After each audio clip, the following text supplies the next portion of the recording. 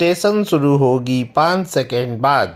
5 4 3 2 1 start. यह निराशाजनक है और चिंताजनक भी कि 40 दिनों के घमासान के बाद अमेरिका और ईरान के बीच जिस युद्धविराम पर सहमति बनी वह लागू होने के पहले ही खटाई में पड़ता दिख रहा है।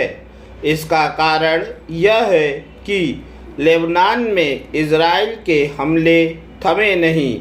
इजराइल का कहना है कि लेबनान पर हमले रोकना युद्धविराम समझौते का हिस्सा नहीं था। अमेरिका भी यही कह रहा है, लेकिन ईरान इससे सहमत नहीं और वह होर्मुज़ समुद्री मार्ग खोलने से पीछे हट गया है।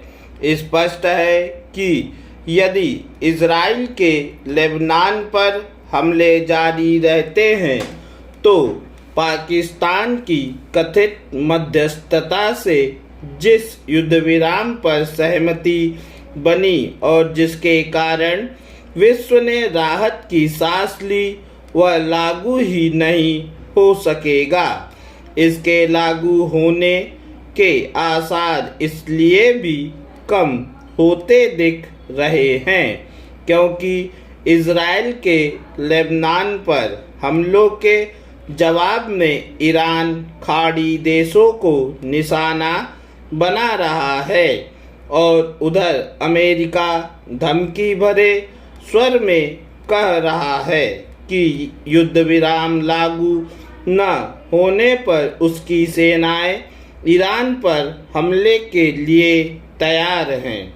युद्धविराम कितनी नाजुक स्थिति में है इसका पता इससे भी चलता है कि वार्ता के लिए ईरान का जो प्रतिनिधिमंडल इस्लामाबाद पहुंचने वाला था उसका फिलहाल वहां जाना तय नहीं।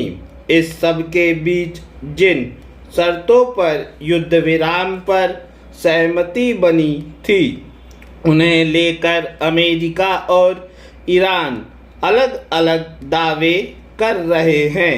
दोनों पक्ष एक दूसरे पर यह आरोप लगा रहे हैं कि वे उनकी मंशा सही तरह समझे नहीं।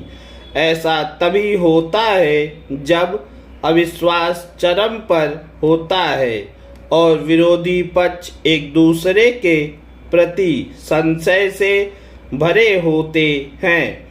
इस संशय का एक कारण पाकिस्तान की कथित मध्यस्थता भी है। अब यह स्पष्ट है कि पाकिस्तान मध्यस्थता का नहीं संदेशवाहक का काम रहा है था। लगता है वह यह काम भी ढंग से नहीं कर सका या फिर शांति का वाहक बनने की हड़बड़ी में उसने एक दूसरे को संदेश देने में गफलत की या जानबूझकर ऐसे संदेशों का आदान प्रदान किया जो भ्रम पैदा करने वाले रहे। यह समझना कठिन है कि अमेरिका ने क्या सोचकर पाकिस्तान को अपना हरकारा बनाया, क्योंकि उसका इजराइल से कोई संवाद ही नहीं और ईरान भी उस पर बहुत भरोसा नहीं करता।